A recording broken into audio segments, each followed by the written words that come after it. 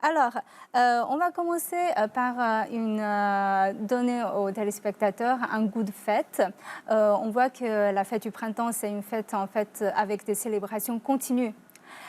Beaucoup de traditions. Alors, pouvez-vous partager d'abord avec nos téléspectateurs les moments qui vous marquent le plus chaque année? Washino, quelles sont les traditions ou les moments qui vous marquent le plus durant cette fête?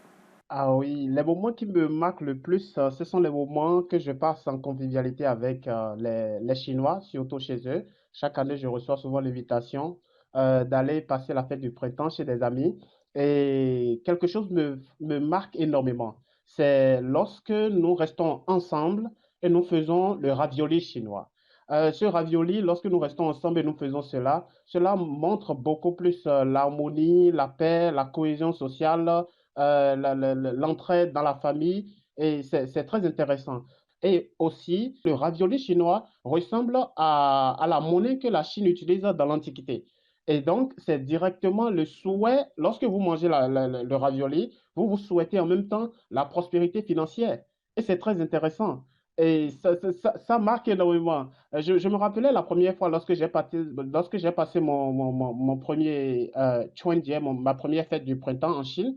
C'était très, très intéressant. On me disait, mais lorsque tu manges beaucoup de raviolis, tu auras beaucoup d'argent. Et on me saluait en disant, Gonshi Fasai, ça signifie, je te souhaite beaucoup plus de prospérité. C'est même une salutation. Et c'est très intéressant. Au début, je ne comprenais pas. Je me demandais, mais pourquoi en pleine année, la personne me souhaite que quelqu'un me souhaite seulement la prospérité financière. Et c'est progressivement, j'ai pu m'intégrer à la culture et j'ai compris en fait, c'est une salutation. Gonchifa Sae, je vous souhaite beaucoup plus de prospérité financière.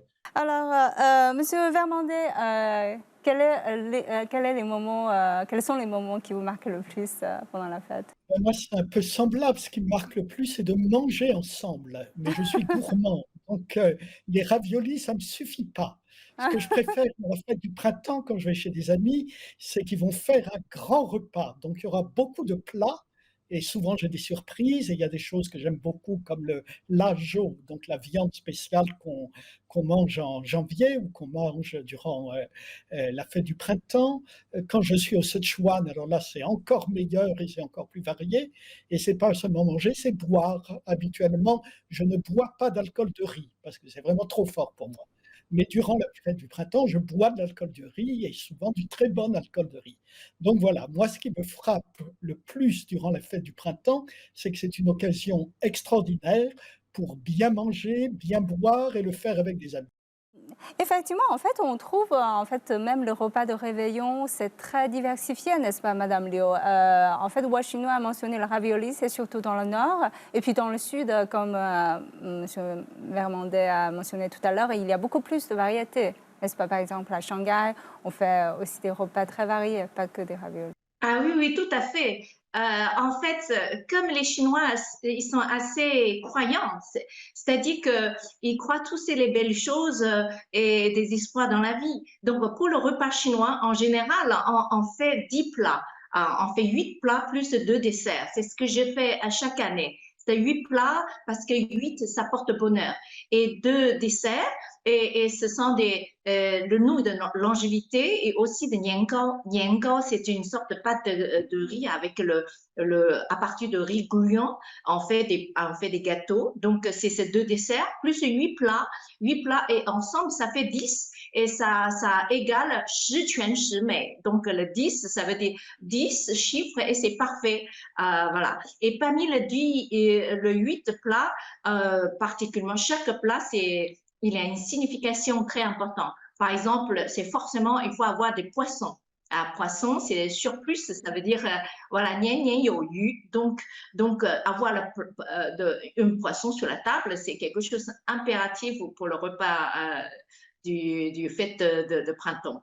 Et puis, comme on vous disait, dans le nord, on mange de ravioli, hein, mais dans le sud, à Shanghai, un des plats, c'est très important aussi, qui s'appelle pa bao ya, donc le canard aux 8 trésors.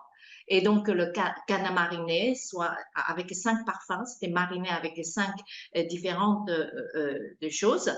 Et après, on met des riz, on met des cacahuètes, on fait plein de champignons dans le ventre de canard et ça s'appelle papaoya. Donc, c'est très important pour les Shanghaïennes de manger le canard en sac parfum.